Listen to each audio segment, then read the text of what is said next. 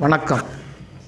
தமிழகத்தில் தொடர்ந்து ஜாதி ரீதியான ஆணவ படுகொலைகள் அரங்கேறிக் கொண்டிருக்கிறது. பொதுவாக கொலைகள் நடக்காமல் இருக்க வேண்டும் என்று சொன்னால் காவல்துறை ஒரு பொது உடைமையாக அனைத்து மக்களுக்கும் சமமாக அவர்கள் செயல்பட வேண்டும். இங்கு ஏன் கொலை நடந்து கொண்டிருக்கிறது? அதாவது ஒரு கொலை செய்த கைதி நீதிமன்றத்துக்கு அழைத்து செல்கிற பொழுது வழிமறித்து அவர்களை கொலை முயற்சி செய்கிறார்கள், கொலை செய்கிறார்கள். நீதிமன்றத்தில் உள்வைத்து கொலை செய்கிறார்கள், காவல் நிலையத்தில் புகுந்து கொலை செய்கிறார்கள். இது எப்படி நடக்கிறது? இங்கே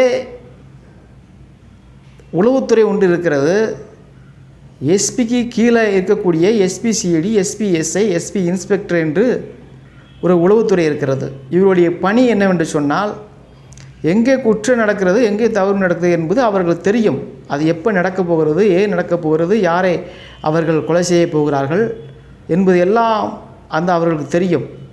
ஆனால் இவர்கள் முதலாவது சொல்லக்கூடியது எஸ்பிக்கு அவர்கள் தகவல் கொடுக்க வேண்டும். ஆனால் அதற்கு முன்பதாக அங்கே கூலிப்படைக்கும் அதனுடைய தலைவனுக்கும் தெரியப்படுத்துகிறார்கள்.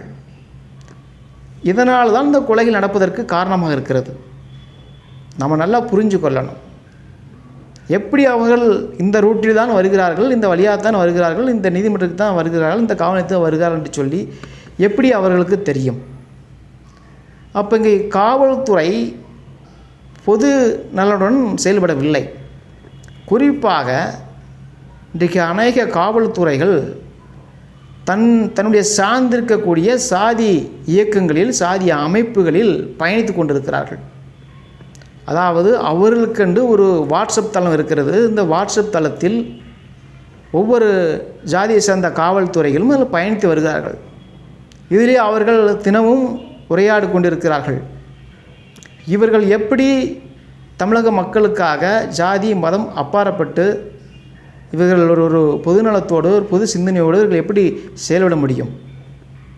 அப்போ முதலாவது காவல்துறையில் ஒரு பொதுத்துறைக்கு வருகிற பொழுது இவர்கள் ஜாதி மதத்திற்கு அப்பாற்பட்டு செயல்பட வேண்டும்.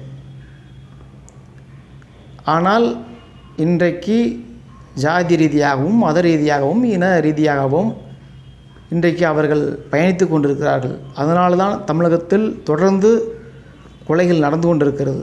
இதை யாராலும் தடுக்க முடியாத ஒரு